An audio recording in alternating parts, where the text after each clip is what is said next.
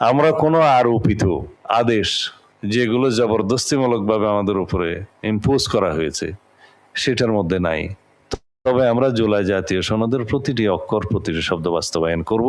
Out of 133 ordinances plus 1 unconstitutional order, যাই হোক এটা আপনারা অনেক কিছু অনুভবে বলতে পারবেন, যে কনস্টিটিউশন রিফর্মস অর্ডার দেওয়ার ইখতিয়ার প্রেসিডেন্টের ছিল না, সেটা দিয়েছে। সেটা অবশ্য কোর্টে চ্যালেঞ্জ হয়েছে, দেখা যাক কোর্ট কি বলে।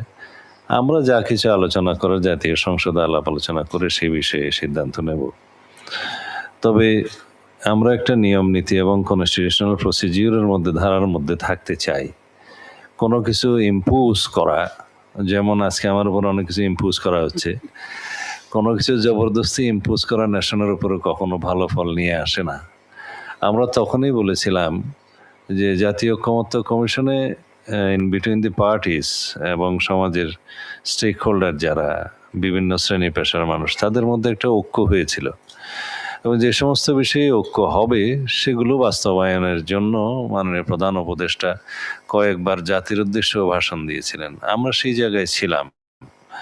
কিছু কিছু বিষয় ছিল ঐকমত্য কমিশনের কয়েকজন বিজ্ঞ সদস্য, তারা যেগুলো বাংলাদেশের সামাজিক অবস্থায় পরিস্থিতিতে এবং আমাদের এই বিদ্যমান সামাজিক অ্যাটমসফিয়ারে যেটা বাস্তবায়ন করা সম্ভব সেগুলো বলেছেন, আর যেগুলো এক্সপেরিমেন্ট করার দরকার ছিল সেটা এক্সপেরিমেন্টালি বলেছেন। তা আমরা একটা ট্রায়াল অ্যান্ড এরর প্রসেসের মধ্য দিয়ে যাওয়ার চেষ্টা করেছি, যে ভবিষ্যতে হয়তো এগুলো আমরা ধারণ করতে পারবো। এটা হচ্ছে আমাদের ঐকমত্য কমিশনের বিষয়। সেই জায়গায় জাতীয় মানবাধিকার কমিশনের বিষয়টা ওয়াইডলি ডিসকাসড হয়েছে, যেহেতু we have witnessed severe human rights violation in our country by the past regime, specially by the state organs or apparatus. এখানে তো কোনো সন্দেহ নাই। আর exactly সেই জন্যেই as a party এবং as a nation we are very much committed to ensure the human rights and especially constitutionally recognized fundamental rights. তো এগুলো আমাদের কমিটমেন্ট আছে, আমাদের ম্যানিফেস্টোতে আছে এবং আমাদের 31 পয়েন্টেও আমরা এর আগে এগুলো উচ্চারিত করেছি। বিভিন্ন বিষয়ের উপরে আমরা কমিশন গঠন করার কথা বলেছি, সেখানে মানবাধিকার কমিশনের কথা আমরা উল্লেখ করেছি। এখন যে মানবাধিকার কমিশন অর্ডিন্যান্সটা করা হয়েছে, সেই কমিশনের অর্ডিন্যান্সটা আমি ডিটেইল চোখ বুলিয়েছিলাম, এখন মনে নাই, এখন অনেক দিন হয়েছে, এগুলো আবার দেখতে হবে। তার মধ্যে আমরা অনেক কিছু বিষয়ে একমত হতে পারি, প্রায় সব বিষয়ে একমত হতে পারি। কিছু কিছু বিষয়ে আমাদের হয়তো কিছুটা অ্যামেন্ডমেন্ট আনতে হতে পারে, যেটা পার্লামেন্টে আমরা বিল আকারে এনে সেগুলো তখন দেখব, আপনারাও দেখবেন। তবে এক্স্যাক্টলি ইন্টারিম গভর্নমেন্ট যে সমস্ত অর্ডিন্যান্সগুলো যেইভাবে তাদের ধ্যান ধারণা মতে পাশ করেছে বা অর্ডিন্যান্স জারি করেছেন, সেই অর্ডিন্যান্সগুলোর অধিকাংশই আমার মনে হয় আমরা এক্স্যাক্টলি গ্রহণ করতে পারবো। কিন্তু বেশ কিছু অর্ডিন্যান্স আছে যেগুলো আলোচনার দাবি রাখে, পজিশন অপোজিশন মিলে আমরা সেটা আলোচনা করব।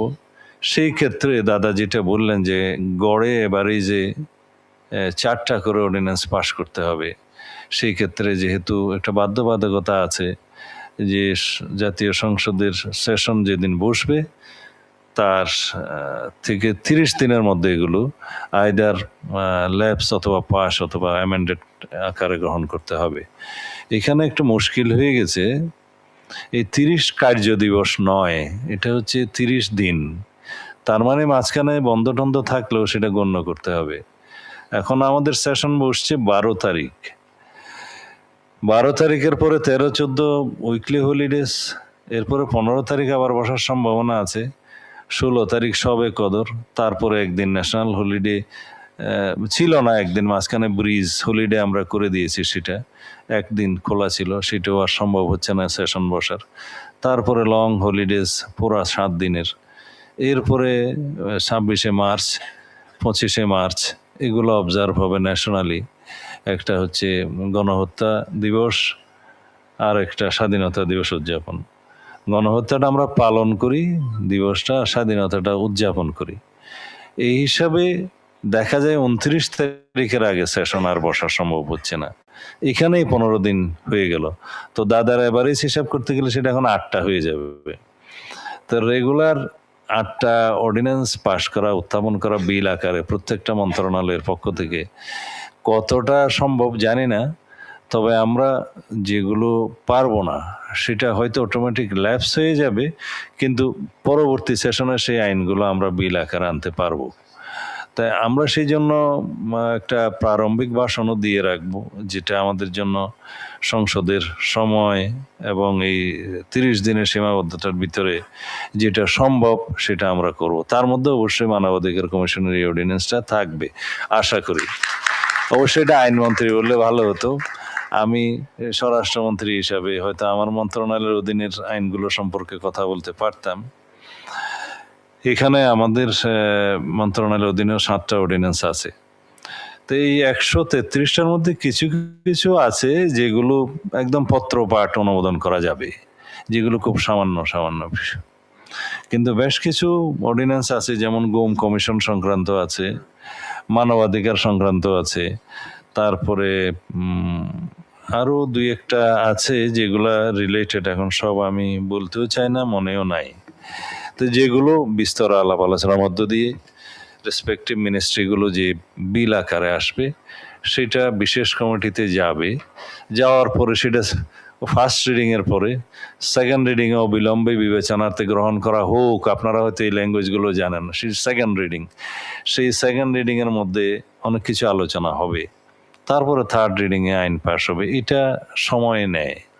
এখন এই সংক্ষিপ্ত 30 দিনের ভিতরে কতটা আমরা এই আইন পাশ করাতে পারবো ঠিক বলতে পারছি না, কিন্তু আমি এশিওর করতে পারি আমরা অধিকাংশই আমরা ধারণ করব। যেগুলো হয়তো আমরা অ্যাজ ইট ইজ গ্রহণ করতে পারবো সেটা ওইভাবেই আমরা আইন করে আগে নিয়ে আসব। বিল আকারে আনতে হয় প্রত্যেকটা আইন রেসপেক্টিভ মিনিস্ট্রি থেকে। আর যেগুলো অ্যামেন্ডমেন্ট সহকারে আমাদের গঠন করতে হবে সেটার জন্য একটু সময় লাগবে। আর কিছু কিছু অর্ডিন্যান্স হয়তো ল্যাপস হবে, স্বাভাবিক, সেগুলো হার্মলেস। তবে এগুলো হেফাজত এবং রহিতকরণের সাথে হেফাজতকরণ করা হয় আর কি আইনের ভাষায়। তো সেটা সেইভাবেই আমরা গ্রহণ করব। এটা গেল আপনার হিউম্যান রাইটস কমিশন গঠন এবং আইন সংক্রান্ত। তবে আমরা বিগত দিনের অভিজ্ঞতায় রেহমান সোমান স্যারের কথায় আসি, যে একটা ভিকটিম হিসেবে আমি এখন কথা বলি। আমি কি চাইবো বাংলাদেশে কোনো গুমের সংস্কৃতি থাকুক? বাংলাদেশের কোনো মানুষ চায়? তো সুতরাং আমরা ওই গুম কমিশনের যে আইনটা হয়েছে এর মধ্যে 2-1টা বিষয় একটু ভুলভ্রান্তি রয়ে গেছে, যেগুলো স্ক্রুটিনি করতে হবে। যেহেতু যারা প্রণয়ন করেছে তারা হয়তো এত গভীরে যান নাই, তবে উদ্দেশ্য ভালো এবং আইনের উদ্দেশ্য এবং কারণ সম্বলিত প্যারাও ভালো। যেগুলো পিউনিটিভ মেজার্স নেওয়া হয়েছে ওইখানে কিছু ভুলভ্রান্তি আছে, যে সুপেরিয়র লায়াবিলিটি যেটা ফিক্স করা হয়েছে তার মধ্যে কারা কারা ইনক্লুড হবে, কখন হবে, ইত্যাদি বিষয়ে একটু স্ক্রুটিনি করতে হবে। আর গুম কমিশনের বাইরে আরও একটা এই জাতীয় আইন হয়েছে, আমি ঠিক স্মরণে আনতে পারতেছি না, যেগুলো আমাদেরকে ধারণ করতে হবে যাতে দেশে ভবিষ্যতে হিউম্যান রাইটস ভায়োলেশনের মাত্রা 0-তে চলে যায়। সেজন্য আমাদেরকে গ্রাজুয়ালি একটা ডেভেলপমেন্টে যেতে হবে।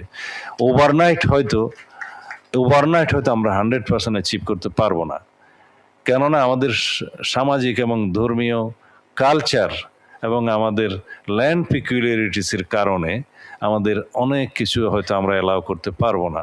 সাসেস হিল ট্যাক্সের বিষয়টা আলাদা, আপনারা চিন্তা করে দেখেন।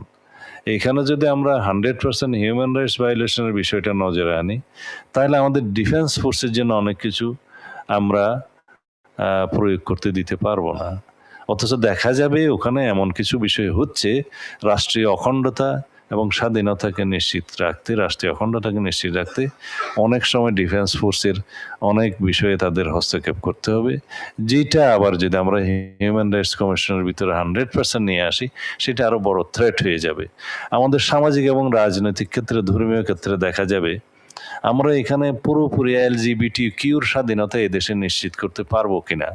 আপনারা বলেন, আপনারা যারা সামনে বসে আছেন, আমাদের যে সামাজিক এবং ধর্মীয় যে আচার আছে, আমাদের এখানকার যে ট্রেডিশন আছে, ঐতিহ্য আছে, তাতে আমি আপনাদের উত্তরটা এখনই আশা করছি না, কিন্তু যখন আপনারা অন্য পক্ষ থেকে সিভিয়ার আন্দোলনের সম্মুখীন হবেন এক্ষেত্রে, তখন আপনাকে চিন্তা করতে হবে যে আমাদের এই সমাজে এটা গ্রাজুয়ালি আমরা উত্তরণ ঘটাতে হবে। এই বিষয়গুলো ওভারনাইট আমরা সেই জায়গায় যেতে পারবো না।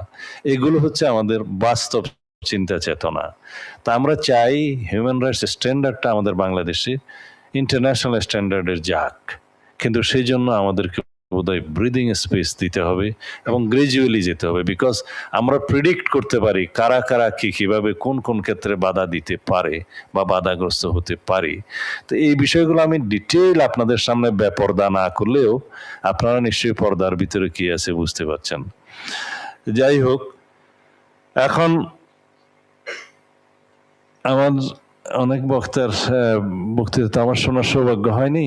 যাদের বক্তব্য শুনলাম তাদের মধ্যে ফজলু ভাই যেটা বলেছে, এখনো একটা বক্তৃতার বিষয় নিয়ে হিউম্যান রাইটস ভায়োলেশন হচ্ছে, তা আমি এগুলোর কোনো জবাব দিতে চাই না।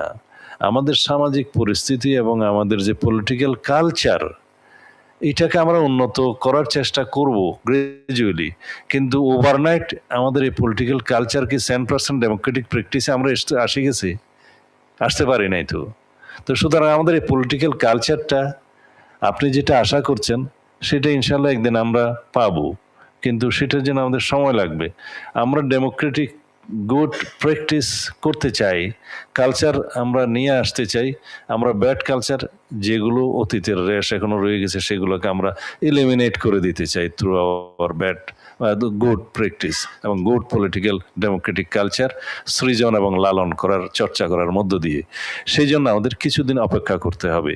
আমরা নিজেরা যদি পার্লামেন্ট থেকে সেই চর্চা শুরু করি এবং লার্জ পলিটিক্যাল পার্টিগুলো যদি স্টেজে সেগুলো আমরা করা শুরু করি, ময়দানে সেগুলো যদি আমরা বাস্তবায়ন করি, তাহলে এগুলা ব্যাড প্র্যাকটিস এলিমিনেট হয়ে যাবে। আশা করছি যে কোনো নেতার ভাষণকে কেন্দ্র করে ভবিষ্যতে এরকম কেউ কোনো আচার আচরণ করবে না যাতে করে আমাদের আহত হতে হয়। তবে এটা ঠিক, আপনি তালি দিতে চেয়েছিলেন বোধহয়। কোনো কিছু না বলে অনেক কিছু বলে ফেললেন, সেই জন্য আর ওইটা অনেক কথা সহজ কথা যায় না বলা অতি সহজে। তো আমরা যেটা বলতে চেয়েছিলাম, মুক্তিযুদ্ধের সময় কি মুক্তিযোদ্ধাদের হাতে হিউম্যান রাইটস ভায়োলেশন হয়নি? হয়েছে, কিন্তু এভরিথিং ইজ ফেয়ার, কি যেন হ্যাঁ না, আগে বলতো লাভ ওয়ার, আর এখন আমরা বলি politics. Everything is love war, everything is fair, love war and politics. আমি এটি এখানে এই জন্যই বলতে চাচ্ছি, যদি মুক্তিযুদ্ধের সময় মুক্তিযোদ্ধাদের ক্ষেত্রে যদি হিউম্যান রাইটস ভায়োলেশনটা আমরা সেইভাবে everything is fair in love and war বলি, ইন পলিটিক্স বলি, তা আমরা যদি জুলাই গণ অভ্যুত্থানের যারা অভ্যুত্থানে অংশ নিয়েছেন, নেতৃত্ব দিয়েছেন, তাদের হাতে যদি সার্টেন কিছু কিছু যারা আমাদের উপরে মানে স্টেট অর্গান, স্টেট অপারেটর যারা আমাদের উপরে হিউম্যান রাইটস ভায়োলেশন করেছে, ম্যাসাকার করেছে, মাস কিলিং করেছে, যাদের গুলিতে 1400-র বেশি আমাদের মানুষ শহীদ হয়েছে, আমাদের ছাত্র জনতা, তাদের বিরুদ্ধে আজকাল কিছু কিছু আওয়াজ উঠছে যে তাদের যে মামলা করার কি অধিকার নাই? কেন আপনারা ইনডেমনিটি দিলেন?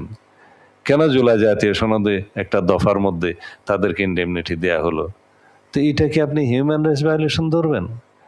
যুদ্ধের ময়দানে যারা আমার বিরুদ্ধে যুদ্ধ করছে তাদের বিরুদ্ধে যদি আমার কোনো কর্মকাণ্ড হিউম্যান রাইটস ভায়োলেশনের অন্তর্ভুক্ত হয়, সেটা তো everything is fair in love and war. তো সেই জন্য সেই ইনডেমনিটিকে আমরা সমর্থন করেছি। এখন যদি বলা হয় যে তাদেরকে মামলা করতে দিতে হবে, ইত্যাদি দিতে হবে, তাহলে মুক্তিযোদ্ধারা রাজাকারকে হত্যা করার দায়ে এখন মামলা করা যাবে? অনেকটা সেরকম। তো সুতরাং এক্সেপশন সব জায়গায় আছে, আমরা সব কিছুকে হিউম্যান রাইটস ভায়োলেশন বলতে পারবো না। আমাদের অবস্থা, গণ অভ্যুত্থানের সময় আমরা যেভাবে আমাদের জুলাই যোদ্ধাদেরকে ইনডেমনিটি দিয়েছি, সেটাতে আমাদেরকে সম্মত থাকতে হবে জাতীয় ভিত্তিতে।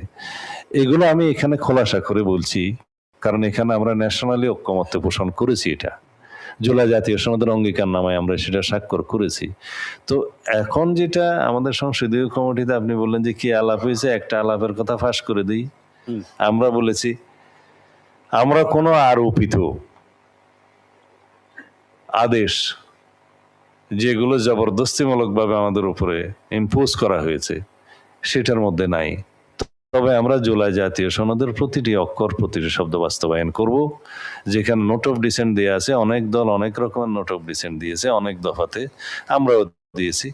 সেখানে বলা আছে যদি নির্বাচনী ম্যানিফেস্টোতে উল্লেখপূর্বক জনগণের ম্যান্ডেট প্রাপ্ত হয়, সেই সমস্ত দলসমূহ সেটা বাস্তবায়ন করতে পারবে। সেই অ্যাকর্ডিংলি 70 অনুচ্ছেদের কথা আমরা বলছি। আমরা 4টা বিষয়ে সম্মত হয়েছি, কিন্তু অনেক দল 2টো বিষয়ে সম্মত হয়েছে, অর্থ বিল এবং আস্থা ভোট। এই 2টা বাদে বাকি সব বিষয়ে এমপিরা স্বাধীন। আমরা বলেছি না, আরো 2টা বিষয়ে পরাধীন। একটা হচ্ছে সংবিধান সংশোধনী, আর একটা হচ্ছে যদি দেশে যুদ্ধ পরিস্থিতি কখনো হয়, সেই সময় যে আইন আসবে সেটা দলের পক্ষে থাকতে হবে।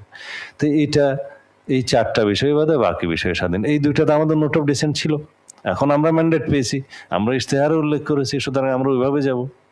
আমরা বলেছি যে 100 আসনের উচ্চকক্ষ নির্মিত হবে এবং আসনের অনুপাতে হবে, সেখানে সংবিধান সংশোধনীটা যাবে না। এই 2টা বিষয়ে আমরা নোট অফ ডিসেন্ট দিয়েছি। অন্যান্য দল সেটার বিরুদ্ধে, তারা 100 আসনে আছে, আসনের অনুপাতে নাই, ভোটের সংখ্যা অনুপাতে আছে। তারা সংবিধান ওখানে সংশোধন নিতে চায়, আমরা ওখানে নিতে চাই না। সুতরাং যেভাবে আমরা নোট অফ ডিসেন্ট হয়েছি, আমরা ইশতেহারে উল্লেখ করেছি এবং আমরা সেভাবে ম্যান্ডেট প্রাপ্ত হয়েছি, আমরা সেভাবে যাব। এই হচ্ছে আমাদের কথা। এখন আমাদেরকে যদি বলা হয় যে সংবিধান সংস্কার পরিষদের সদস্য হিসেবে আপনারা শপথ নেন নাই কেন, আমরা বলবো আপনারা নিয়েছেন কেন? কেননা আমাদের এখানে একটা ব্যালট ছিল জাতীয় সংসদ নির্বাচনের জন্য। সেই ব্যালটে সংসদ সদস্য প্রার্থীদের মার্কা ছিল, সেই মার্কাতে জনগণ ভোট দিয়েছে, আমরা সংসদ সদস্য হয়েছি। আমাদের ইশতেহার অনুসারে আমরা ম্যান্ডেট প্রাপ্ত হয়েছি, আমরা সংসদ সদস্য হিসেবে সেই ম্যান্ডেট অনুসারে সার্বভৌম জাতীয় সংসদে আমরা প্রতিনিধিত্ব করব। এখানে কোনো ব্যালটে তো সংবিধান সংস্কার পরিষদের সদস্যদের ভোট হয় নাই। হ্যাঁ, যদি গণভোটের রায় আমরা মান্য করি, সম্মান দিই, সেটা তো সংসদে আসতে হবে। এসে আমরা সংসদে আলোচনা করব এবং সবাই যদি সম্মত হয়, সংবিধানে গৃহীত হয়, তখন সেটা শপথ নেওয়ার প্রশ্ন আসবে। কোন ফর্মে নেওয়া হবে, কে শপথ গ্রহণ করাবেন, তখন সেভাবে যাবে। এখন জবরদস্তি যদি আমাদেরকে কালকে বলা হয়, অবশ্য বলবে মনে হয় কালকে যে আপনারা শপথ গ্রহণ করুন, সেটা তো হতে পারে না, এটা তো জবরদস্তিমূলক। তা আমরা এইভাবেই ডেমোক্রেটিক চর্চাটা, আলাপ আলোচনা, তর্ক বিতর্কের মধ্য দিয়ে জাতীয় সংসদের ভিতরে সীমাবদ্ধ রেখে আমরা গণতন্ত্রকে বিকশিত করব, সেই আশায় দিন গুনছি।